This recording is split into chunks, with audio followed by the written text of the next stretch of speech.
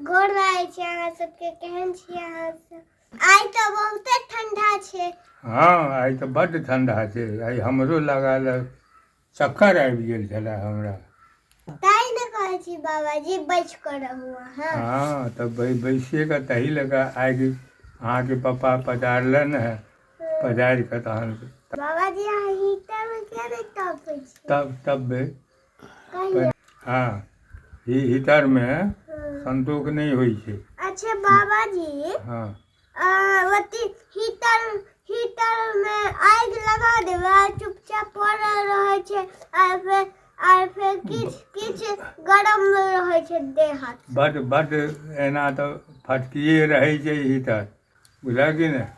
हाँ वो धऽ दै छलै। हाँ तऽ ओहिसँ की होइ छल, मने गर्म भऽ जाइ छलै घर। हाँ तब वो धुआं बड़ परेशान करे है, ताहि एक काज छीन लेलहुँ। एहि काज चल लेलहुँ हैं तऽ एहि काज चललहुँ। की कहूँ अहाँ सबके, जतऽ जाइ छी पीछा धुआं पड़ि जाइ। भगवान के तो बड़का टा गुलाबो फूल देलिए तब पता नहीं अब भगवान क्या रुस गए, अब बड़का वाला गेंदा फूल चढ़ावा पड़ते।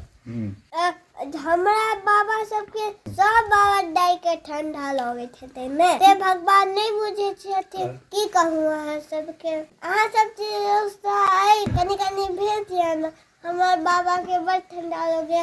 कनी आसमान में जाइयो ना, कनी इम्हर रौदा घुसका को इम्हर लो आयब। बाबाजी कनी एना करियो। हाँ एना करै छी, झाँपि कान झाँपि लीजिए। हाँ कान में ज्यादा होइए। बाबाजी अहाँ टोपी के की कहै छियै? कान झपना कहै छै।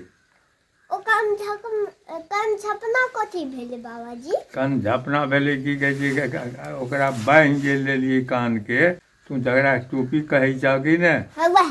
हाँ वएह भेलै कान झपना। मौजा के कथी कहै छै? माजा के पेटावा कहै छै। पेटावा? ओ अच्छे, हम सब तो मौजा कहै छी। बाबाजी तो अहाँके भोजन भात भेलै? हाँ यौ।